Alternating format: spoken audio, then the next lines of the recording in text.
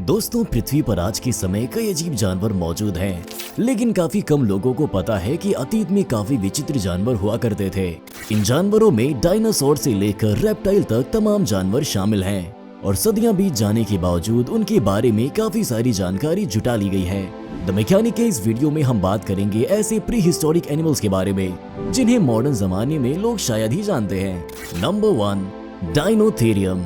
डायनोथेरियम एक pre historic elephant था जो प्लेस्टोसीन युग तक जीवित हुआ करता था।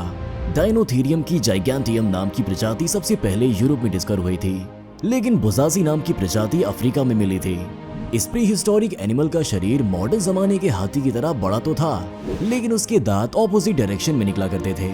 इस एलिफेंट के 2 दांत डाउनवर्ड डायरेक्शन में पीछे की ओर निकला करते थे, जो मॉडर्न एलिफेंट से काफी अलग हैं। इसके अलावा इसके दांत जबड़े के निचले हिस्से में थे, तो वहीं मॉडर्न हाथी के दांत ऊपरी जबड़ों में मौजूद होते हैं। दांतों के इस स्ट्रक्चर की वजह से उसका उन पर अच्छा कंट्रोल हुआ करता था।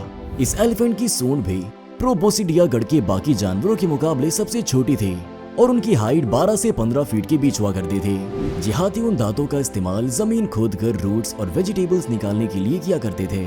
इस हाथी के मुंह में मौजूद मुख्य दांत काटने और पीसने के लिए काफी उपयुक्त था, जिसकी वजह से उसकी डाइट में वैरायटी हुआ करती थी।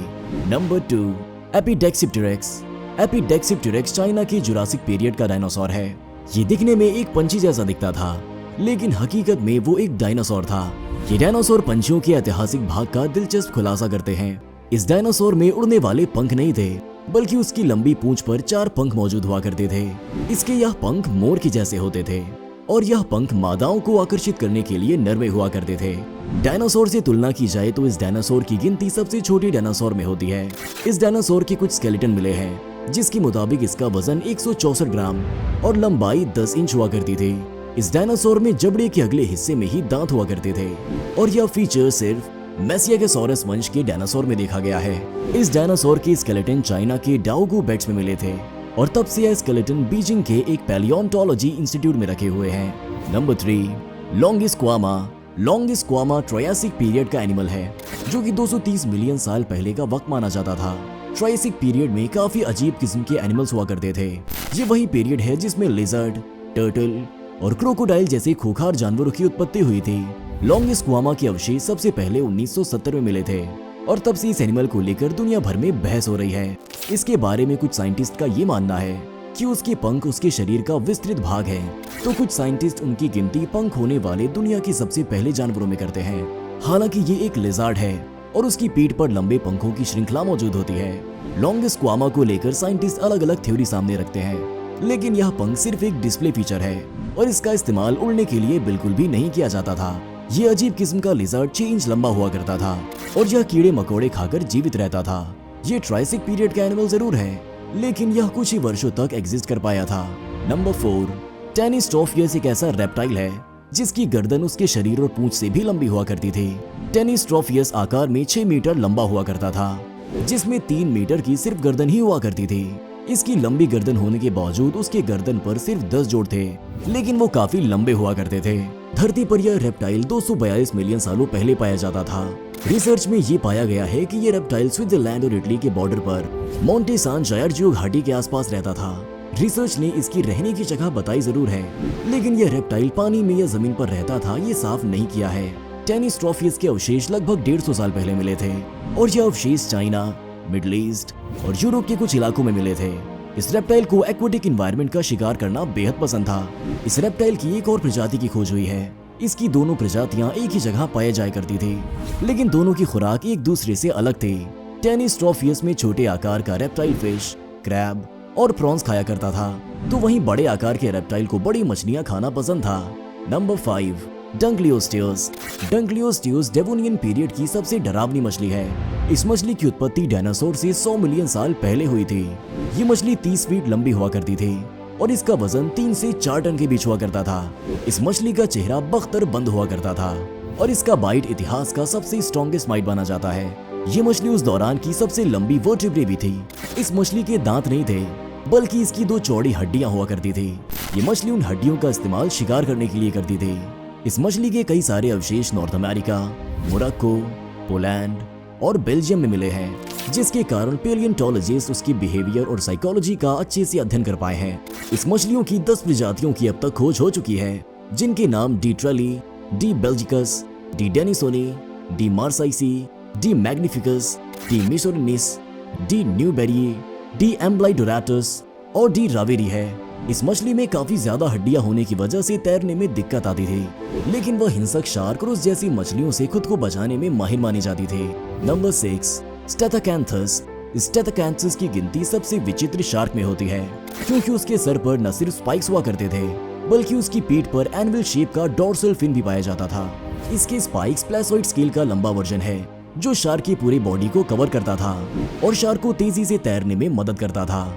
ये शार्क काफी तेजी से स्विमिंग करने में माहिर थी, लेकिन भूखे डगलियोस्टिस से बचना इनके लिए नामुमकिन माना जाता था। ये शार्क डेवोनियन पीरियड के आखिर में कार्बोनिफेरस पीरियड की शुरुआत में इस धरती पर जीवित हुआ करती थी। इसके अलावा आकार में ये 2 से 3 फीट लंबी हुआ करती थी और इसका वजन लगभग 20 पाउंड हुआ करता था। इस शार्क के अवशेष चाइना, रशिया, यूरोप और नॉर्थ अमेरिका में मिले हैं, लेकिन उनका स्ट्रक्चर बिल्कुल एक जैसा है। ये शार्क ओशन फ्लोर को लपेट कर रहा करती थी। हालांकि उसका खास तरह का प्रजनन स्थान हुआ करता था, जहां वो प्रजनन के दौरान जाया करती थी। इसे 19वीं शताब्दी में डिस्कवर किया गया था और इसका नाम जॉन स्ट्रॉन्ग न्यूबेरी नाम की जियोलॉजिस्ट ने रखा था। नंबर 7, हेलिकॉप्रियन।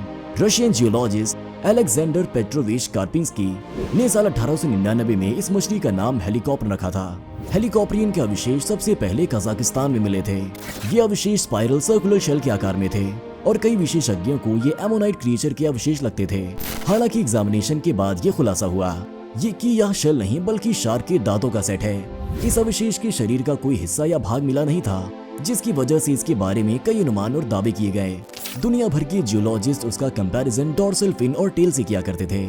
इसके बाद अनुमान लगाने का सिलसिला 1 शताब्दी तक चला और हेलिकॉप्रियन का खुलासा आइडाहो स्टेट यूनिवर्सिटी के एक टीम ने सीटी स्कैन के जरिए किया कि ये घुमेरी दांत निचले जबड़े की हड्डी में मौजूद हुआ करते थे। इसके अलावा हेलिकॉप्रियन के मुंह में जैसे जैसे नया दांत प्रसारित होने लगता था, वैसे वैसे वो पुराने दांत को दूर धकेलने लगता था। हेलिकॉप्रियन पर्मियन पीरियड की शुरुआत से ट्रायासिक पीरियड तक जीवित था, लेकिन इसकी आधिकारिक पुष्टि नहीं हुई है। नंबर 8, नेक्टोसोरस। टेरोसोरस इस पृथ्वी पर पहला ऐसा वर्टिब्रेट था जिसने हवा में उड़ान भरी थी। टेरोसोरस को प्री हिस्टोरिक जाइंट भी कहा जाता है, क्योंकि आसमान में उसका काफी वर्चस्व हुआ करता था। हालांकि ये कोई बर्ड या बैट नहीं, बल्कि एक रेप्टाइल था जो डायनासोर से रिलेटेड था, क्योंकि आसमान में उसका काफी वर्चस्व हुआ करता था। निक्टोसोरस एक किस्म का टीरोसोरस था जो उस समय जीवित रहा करता था। टीरोसोरस जीनस एकमात्र ऐसा प्राणियों का समूह है जिनके पंख पर किसी तरह के पंजे नहीं होते हैं। हालांकि 2003 में उनकी 2 नई प्रजाति डिस्कवर हुई जो दूसरे निक्टोसोरस से बेहद अलग हैं। निक्टोसोरस की जो 2 प्रजातियां डिस्कवर हुई हैं, उन पर काफी विशाल शिखाएं देखी गई हैं।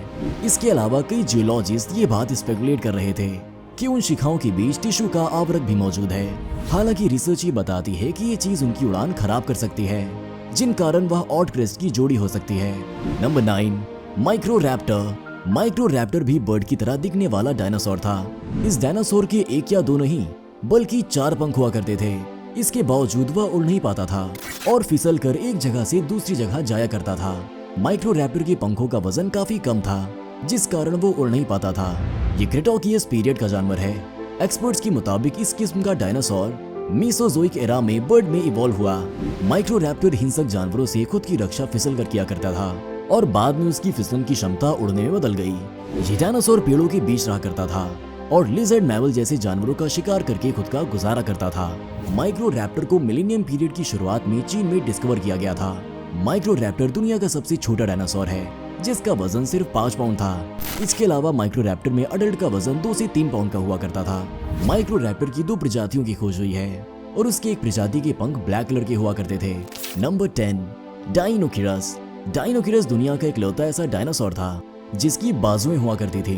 डायनोकिरस की बाजुएं ऑर्निथोमिमिड्स डायनासोर की तरह छोटी नहीं थी, बल्कि 8 फीट लंबी हुआ करती थी। हालांकि ये डायनासोर इन लंबी बाजुओं का इस्तेमाल किसके लिए करते थे, उस पर सालों से बहस चल रही है।